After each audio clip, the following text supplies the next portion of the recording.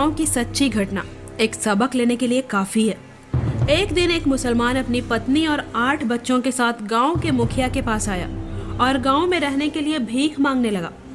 गांव की देखभाल करने वाले एक चौकीदार ने विरोध किया, लेकिन किसी ने उसकी एक नहीं सुनी और मुस्लिम परिवार को गांव में रहने दिया। दिन बीतते गए, मुस्लिम के 8 बच्चे बड़े हुए। जब उनकी शादी की बारी आई तो मुस्लिम सरपंच के पास गए और कहा कि हुजूर के बच्चों की शादी होने वाली है और मेरे पास एक ही घर है। तो गांव वालों ने उसे एक बंजर जमीन दी और कहा कि तुम उस पर घर बनाओ। इसके बाद मुसलमान बनिया के पास गया और उससे पैसे उधार लिए। कुछ समय के बाद उन 8 बच्चों से 74 बच्चे पैदा हुए और देखते ही देखते लगभग 30 वर्षों में उस गांव में मुसलमानों की आबादी 40% हो गई। अब मुस्लिम लड़के अपनी आदत के मुताबिक हिंदुओं से झगड़ने लगे और अपनी औरतों और बहन बेटियों के साथ छेड़खानी करने लगे। धीरे धीरे प्रत्येक हिंदू अपने परिवार के साथ स्वेच्छा से गांव छोड़ने लगा।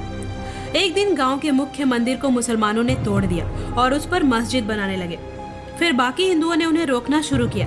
तब मुसलमानों ने कहा कि जो कोई अल्लाह के काम में बाधा डालता है उसे काट दो।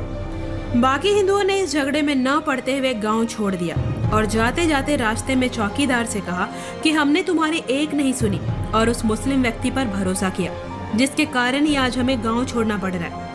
उस गांव का नाम पंचवटी से बदलकर रहीमाबाद कर दिया गया है। ये गांव महाराष्ट्र के अमरावती जिले में स्थित है। ये कहानी नहीं है, सत्य घटना है और ऐसी ही कहानी भारत के कई गांव और कई शहरों में मिल जाएगी आपको।